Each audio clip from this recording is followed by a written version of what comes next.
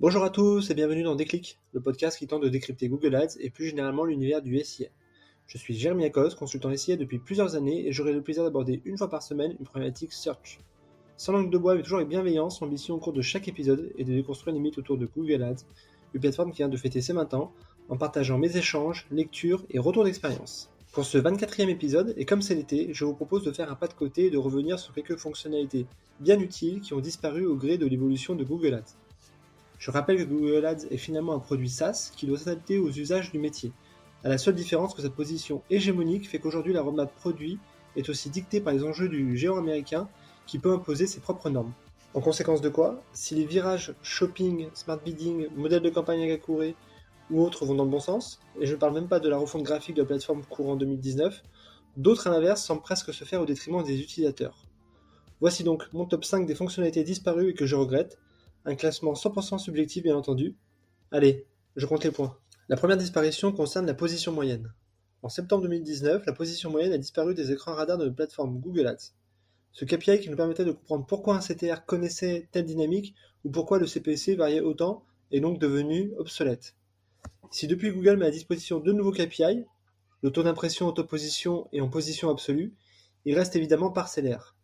Cela en tout cas encourage le flou, et quand il y a un flou, il y a un loup comme on dit. La deuxième disparition concerne les termes de recherche. Avec son rebranding, passant de Google AdWords à Google Ads, la plateforme américaine annonce la couleur. Le mot-clé n'est plus tout à fait la pierre angulaire de sa plateforme. Fin 2020, nouvelle annonce, le rapport des termes de recherche sera limité. La raison invoquée, la protection de la vie privée. Ainsi, les requêtes à faible volume ne seront plus affichées. Dans certaines industries, cela représente jusqu'à 30% des requêtes. Pour le pilotage, c'est évidemment un coup dur car cela restreint le pool de termes étudiés et à mon sens favorise une surenchère des CPC. La troisième disparition concerne l'extension d'avis.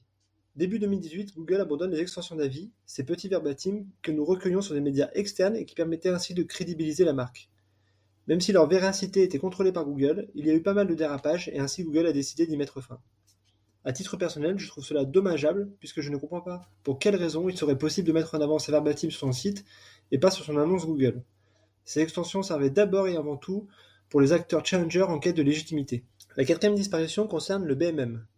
À l'époque, tout était simple. Il y avait d'un côté les experts, agences, annonceurs matures qui pratiquaient l'approche suivante, mots-clés exacts et BMM, c'est-à-dire large modifié qui ressemble aujourd'hui à l'expression, et les néophytes qui achetaient du large, qui à l'époque était très peu qualitatif. Depuis la fin du BMM en 2021, il n'y a plus vraiment d'approche où tout le monde est d'accord, et en fonction des comptes, on trouvera de l'exact et de l'expression, ou de l'exact et du large. Bref, il faut tester, tester et tester encore. La cinquième et dernière disparition concerne la diffusion accélérée.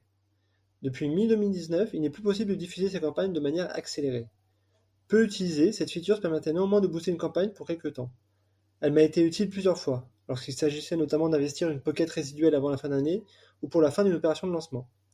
À date, la stratégie maximiser les conversions me semble remplir cette tâche, mais il est nécessaire de changer de stratégie d'enchère, ce qui peut être un peu lourd. Bonus numéro 1, la barre latérale sur Google Ads, et plus généralement finalement la distinction entre les annonces payantes et SEO.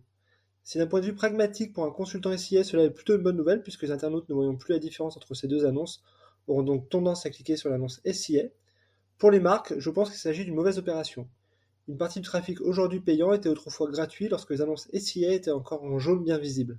Bonus numéro 2, l'alerting concurrent.